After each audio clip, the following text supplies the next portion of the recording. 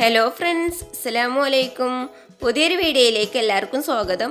ഇന്ന് ഞാൻ വന്നിട്ടുള്ളത് ഉരുളക്കിഴങ്ങും മൈദപ്പൊടിയും വെച്ചിട്ട് നല്ല ടേസ്റ്റി ആയിട്ടുള്ളൊരു ഈവനിങ് സ്നാക്സിൻ്റെ റെസിപ്പിയുമായിട്ടാണ്. അപ്പോൾ നമുക്കിത് ഉണ്ടാക്കുന്നത് എങ്ങനെയെന്ന് നോക്കാം. സ്നാക്സ് ഉണ്ടാക്കിയെടുക്കാനായിട്ട് മീഡിയം സൈസ് 2 ഉരുളക്കിഴങ്ങ് വേവിച്ച് ഉടച്ചെടുത്തിട്ടുള്ളതാണ്. ഇതിലേക്ക് ചെറിയൊരു സവാള ചെറുതായി കട്ട് ചെയ്തത് ചേർത്ത് കൊടുത്തിട്ടുണ്ട്. നിങ്ങളുടെ കയ്യിൽ വലിയ സവാളയാണെങ്കിൽ അതിൻ്റെ പകുതി ചേർത്ത് കൊടുത്താൽ മതി. ഇനി ഇതിലേക്ക് കുറച്ച് മല്ലിയില ചെറുതായി കട്ട് ചെയ്തതും എരിവിന് ആവശ്യമായിട്ടുള്ള 1/2 സ്പൂണ് വറ്റൽമുളക് ക്രഷ് ചെയ്തതും കൂടെ ചേർത്ത് കൊടുത്തിട്ടുണ്ട്. വറ്റൽമുളകിന് പകരം കുരുമുളക് പൊടിയോ മുളക് പൊടിയോ ഒക്കെ ചേർത്ത് കൊടുക്കാം. പിന്നെ നിങ്ങൾ എരിവിനനുസരിച്ച് കൂട്ടോ കുറച്ചൊക്കെ ചേർത്ത് കൊടുക്കാം കേട്ടോ. പിന്നെ ആവശ്യത്തിനുള്ള ഉപ്പും കൂടെ ചേർത്ത് കൊടുക്കാം. ഞാനിവിടെ 1/2 സ്പൂൺ ഉപ്പാണ് ചേർത്ത് കൊടുത്തിട്ടുള്ളത്. ഇനി ഇതിലേക്ക് 2 നുള്ള സോഡാപ്പൊടി ചേർത്ത് കൊടുക്കാം. സോഡാപ്പൊടി നിർബന്ധമൊന്നുമില്ല, സ്നാക്സ് ഉണ്ടാക്കുമ്പോൾ ഒന്ന് പൊങ്ങി വരാൻ വേണ്ടിയിട്ടാണ് ചേർത്ത് കൊടുക്കുന്നത്. ഇനി ഇതിലേക്ക് മൈദപ്പൊടി ചേർത്ത് കൊടുക്കാം.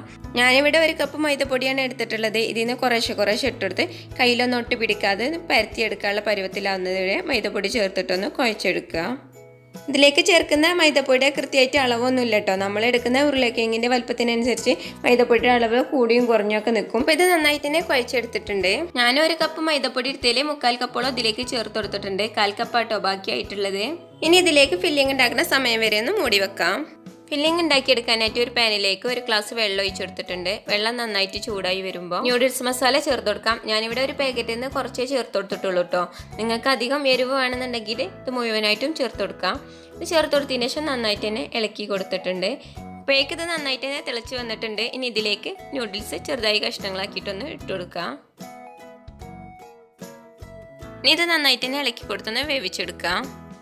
ഇതിനെ വെള്ളം കൊറ്റി വരാൻ തുടങ്ങിയിട്ടുണ്ട്. ഇനി ഇതിലേക്ക് 1 സ്പൂണ് ടൊമാറ്റോ കെച്ചപ്പ് ചേർത്ത് കൊടുത്ത് ഇളക്കി കൊടുക്കാം. ഇത് നിർബന്ധമൊന്നുമില്ല, നിങ്ങളെ കയ്യിലുണ്ടെങ്കിൽ ചേർത്ത് കൊടുത്താൽ മതി.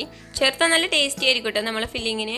അപ്പോൾ ഫില്ലിങ് ഇവിടെ റെഡി ആയിട്ടുണ്ട്. ഇനി മാവ് ഒന്ന് ബോൾസ് ആക്കി എടുക്കണം. അതിനായിട്ട് ഞാൻ ഇവിടെ കൈവെള്ളയിൽ കുറച്ച് എണ്ണ ആക്കി കൊടുത്തിട്ടുണ്ട്. ഇനി ഇതൊന്ന് ബോൾസ് ആക്കി എടുക്കാം. കയ്യിൽ ഒട്ടിപ്പിടിക്കാതിരിക്കാൻ വേണ്ടിയിട്ടാട്ടോ എണ്ണ ആക്കി കൊടുത്തിട്ടുള്ളത്.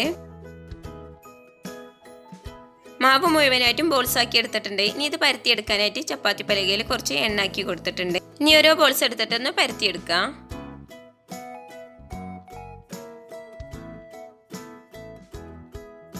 ഈ ഒരു വലുപ്പത്തിലാട്ടോ ഞാൻ പരത്തിയെടുത്തിട്ടുള്ളത്. ഇനി ഇതിലേക്ക് ന്യൂഡിൽസിൻ്റെ ഫില്ലിങ് കുറേശ്ശെ വെച്ച് കൊടുക്കാം. എന്നിട്ട് കൈവച്ചിട്ട് ഇതുപോലെ ഒന്ന് ആക്കി കൊടുക്കാം. നമുക്ക് മടക്കിയെടുക്കാനുള്ള എളുപ്പത്തിന് വേണ്ടിയിട്ടാണ് ഇങ്ങനെ ചെയ്തെടുക്കുന്നത്. ഇതൊന്ന് ഇതുപോലെ ഒന്ന് മടക്കിയെടുത്ത് ഇതിൻ്റെ സൈഡ് ഭാഗമൊക്കെ ഒന്ന് ഒട്ടിച്ചു കൊടുക്കാം.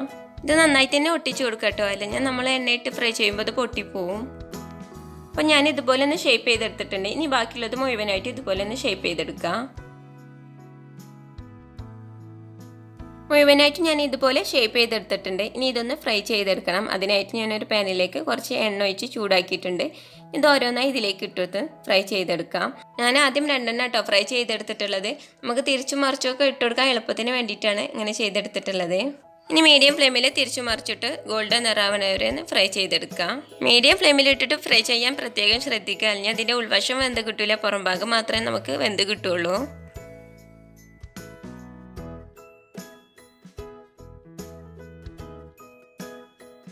ഇതിൻ്റെ സൈഡ് ഭാഗം വേവാൻ വേണ്ടിയിട്ട് ഇതുപോലെ ഒന്ന് പിടിച്ചു കൊടുക്കാം കേട്ടോ. അപ്പം നമുക്കതിൻ്റെ സൈഡ് ഭാഗം കൂടെ ഒന്ന് വെന്ത് കിട്ടും. നിങ്ങൾക്ക് കുറേ എണ്ണയിലിട്ടിട്ട് ഫ്രൈ ചെയ്യുകയാണെങ്കിൽ അങ്ങനെയും ചെയ്യാം. ഇത് നന്നായിട്ട് വെന്ത് ഗോൾഡൻ നിറായി വന്നിട്ടുണ്ട്. ഇത് എണ്ണയിൽ നിന്ന് കോരി മാറ്റാം. അപ്പോൾ ബാക്കിയുള്ളതും ഇതുപോലെ ഫ്രൈ ചെയ്തെടുക്കാം. അപ്പോൾ ഇത്രയേ ഉള്ളൂ. മൈദപ്പൊടിയും ഉരുളക്കിഴങ്ങും ഉണ്ടെങ്കിൽ പെട്ടെന്ന് ഉണ്ടാക്കിയെടുക്കാൻ പറ്റുന്ന നല്ല ടേസ്റ്റി ആയിട്ടുള്ള സ്നാക്സ് ആണ്. അപ്പോൾ നിങ്ങളെല്ലാവരും ഉണ്ടാക്കി നോക്കിയിട്ട് അഭിപ്രായങ്ങൾ കമൻറ്റ് ബോക്സിലൂടെ അറിയിക്കുക. നിങ്ങൾക്ക് എൻ്റെ റെസിപ്പി ഇഷ്ടപ്പെട്ടാൽ സബ്സ്ക്രൈബ് ചെയ്യുക, ലൈക്ക് ചെയ്യുക, നിങ്ങളെ ഫ്രണ്ട്സിനും ഫാമിലിക്കും കൂടി ഷെയർ ചെയ്തെടുത്ത് സപ്പോർട്ട് ചെയ്യുക.